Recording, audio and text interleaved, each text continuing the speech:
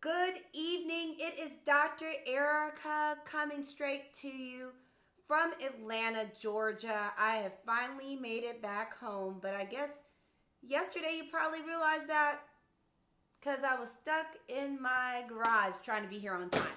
But we are here today for the mental wellness check-in.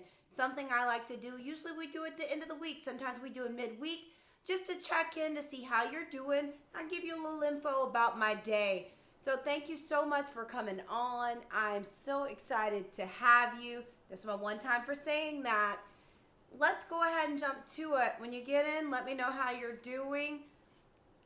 I am Dr. Erica, double board certified psychiatrist, Harvard trained, integrative lifestyle coach, and best-selling author. I'm on a mission to help women feel seen, loved, and whole on their own terms. And guess what? I'm here today. It doesn't matter your gender, just to be able to, let's see, what word are we going to use today? Just to be able to help us work together to get through all of this madness of everything that's going on with our sanity intact. Hi, Valerie. Thanks for coming on. So as you come on, quick housekeeping tips as usual. Share this if you feel like someone needs it. Tag them if you feel like they need it. The other is to put hashtag replay if you're watching this later. No worries, just put hashtag replay. So I'm here today. It's been a really busy day today, and I'm blessed to be here. We'll start. I'll tell you a little bit about what's going on with me.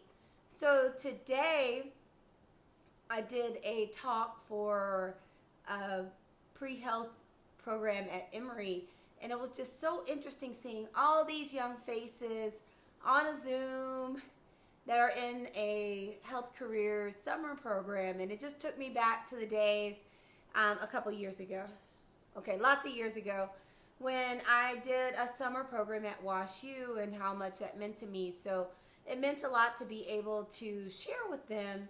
And I try to do things like that as often as I can because I realize that the journey to becoming a health professional, and there were people interested in different things on there, but the journey isn't always straight and the journey can be tough, and I want to do my part to help people make it through this journey in a good way. And also when you come on, let me know how you're doing. So the interesting thing this week is, as you all know, I live in Atlanta, but I've been working in Chattanooga, and I ride hard for Atlanta. I came down here for college. Atlanta is just as much home to me as St. Louis at this point. And I love Atlanta. Like anybody that knows me knows, I love Atlanta. And this week has been interesting because it has been, not just this week, but the last 2 weeks have really shown that it's easy to become comfortable in Atlanta. People sit and they'll say, it's like the real Wakanda. There is no Wakanda anyway. That was made up in a movie. It's a great place, but it doesn't really exist yet. We're all hoping it does at some point. Is that even a place as great as Atlanta, with so many brilliant black change agents, with so many educated black people, with a phenomenal black mayor, it can still get all questionable up in the A. And it's been interesting to see how the vulnerability of a place can be shown. And I feel like this has shown that Atlanta is known for being black. Honestly, though, there are plenty of people in Atlanta that aren't black. But, you know, here, being black isn't synonymous with just the basic struggle of life and being in poverty. So I think it's been really eye-opening, not only for people in Atlanta, but for people outside of Atlanta to see that all of this stuff, the dehumanization of black people, people making very questionable decisions, can happen even in Atlanta. And if you might say, and hi Dr. Jaquel, and hi Robert for coming on, what does that mean to me? That means that if it can happen in Atlanta, it can happen anywhere. There are a handful of places that everyone calls some version of Chocolate City. DC, you know, Houston has a large population of black professionals, and then Atlanta. And it can happen here. I mean, the fact that people have such a wide breadth of their personal morality over people being killed or abused is just interesting. But seeing that it can happen here and that it can result in police walkouts is, it's heartbreaking that my city is struggling. It's not going to make me love it any less. But it shows that there is such a huge opportunity for growth everywhere. And I think the lesson in it is you can't give up on it. I'm not going to give up on Atlanta. I'm not. Because you know what? I'm going to stay black and, I'm going to stay an AT alien. So I'm not going to give up on it. But I feel like one of the challenges all of us are dealing with, and please also put in the chat how you're doing, or if there's anything you want to chat about, is that we are all being challenged to figure out what role are we going to play in this revolution? What role are we going to play in this country changing and finding a space of compassion, humanity, and equity for all human beings in it? What role are we all going to play? And I'd like to encourage you, this is something I said, I gave a talk the other day, is give yourself some grace while you figure out what your role is. Everyone's role is not going to be the same. But it's important to figure out what you can do to help, or what your purpose is to help. And for me, part of it is to spend time with you to discuss what's going on and help you be as emotionally fortified to manage the days ahead, because it's not over. None of it is over. I wish I could say we're almost done. I wish I could. But COVID isn't over, and neither is the dehumanization of black people. None of it's over. And we have to find some way to survive and make the world better in the midst of all of this madness. And I do believe we are up to the challenge. And it's going to take, and it's, this is Juneteenth, so this is a black day. Stay black. Black day. But as we've talked about, and a lot of people have said, that the change we need in this country, and hi Danny, thanks for coming on, the change we need in this country cannot just be done by black people. I said it. It can't be done just with black people alone. And I'm hoping that there's enough feeling of injustice and fire underneath people's feet and belly, and inspiration to actually take action this time, that we can sustain it, and we're not sitting up a couple of weeks later with these hashtags moving on to the next thing.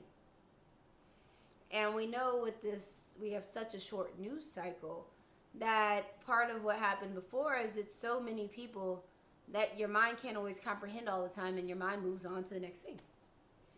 So I think the important thing is for us to find a way to not only survive, but to make the world better, and to not simply just move on to the next thing. That we're getting to a time where if we don't take care of this, I don't know where we're going to be.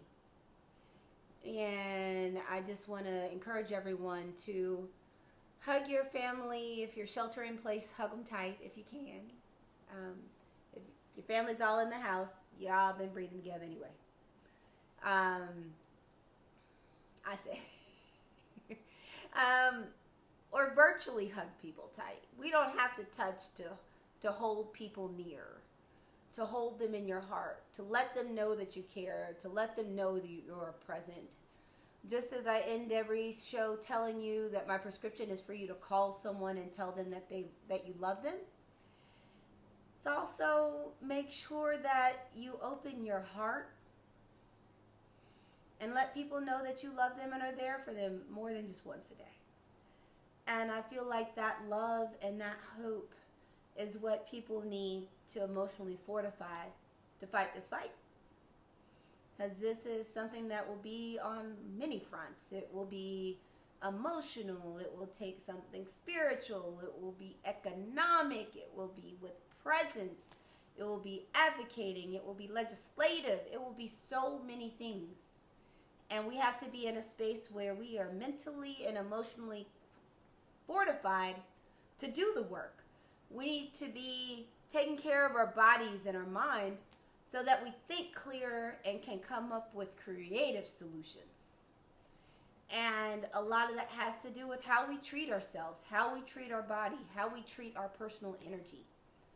And I know you can do it. All of you can do it. I know you can. But this is a time where we may want to, we went from COVID and quarantine snacks to feel better about all the madness. And, I'd urge people to, take some thought into what you're putting into your body, because that's going to not only fuel your body, it's going to fuel your mind. And your mind needs everything it can get. So make sure you're eating some things that actually grow, that you're eating some vegetables, maybe some fruit. If you're still eating meat, lean meat, that you are not just filling up with sugar and junk to fuel your body, because you know what? Your mind needs to be strong. You need to be able to hold together when you need to hold together. And I know it's hard to hold it together these days. It ain't easy. But sometimes you got to. And you need to be able to do that when you have to. But you also need to have the people around you, even if they're not physically, that you have a safe space when you can't. Because I think the expectation that you have everything in a tight little box right now all the time is unrealistic. It sets you up to fail. I want you to be set up to win. So to set you up to win is we need to, number one, all of us, including me, have realistic expectations, but also take care of ourselves so that our body and our mind don't fall into disrepair at a time where we're dealing with increased stress. And increased stress comes increased cortisol. Increased cortisol gets your belly fat. Nobody wants to be stressed and fat. We're going to just be basic here. Nobody wants to be stressed and fat. And have your stress hormones working overtime. So let's pick the things that we can tackle and deal with. So that's what I got for you today. Thanks, Dr. Omarine, for coming on. I just want to send love out to everyone. I got to also give some love out to the A. I still love Atlanta. I still love it. We're a work in progress. So many places are a work in progress right now. But I just urge everyone to think about what your role is. Think about what your role is in the struggle.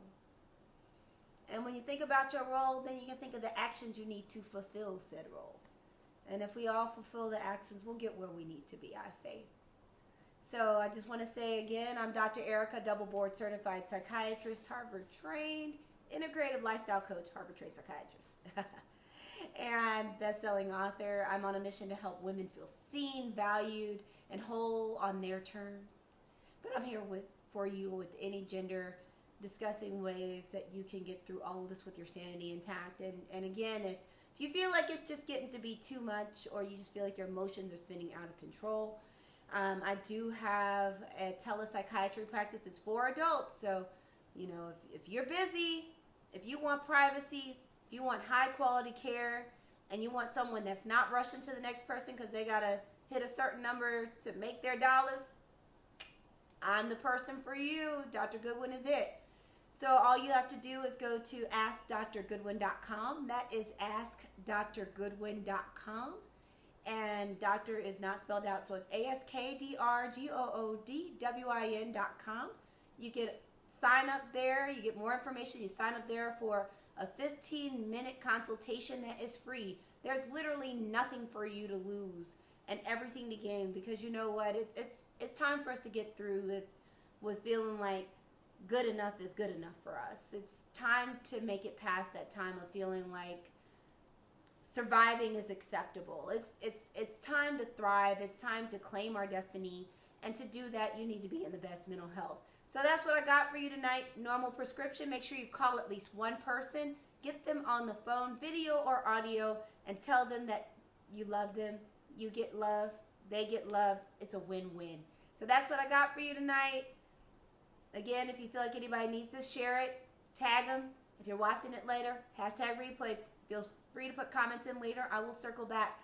Sending you lots of hugs, virtual hugs. Make sure you stay with those masks on. Bye-bye.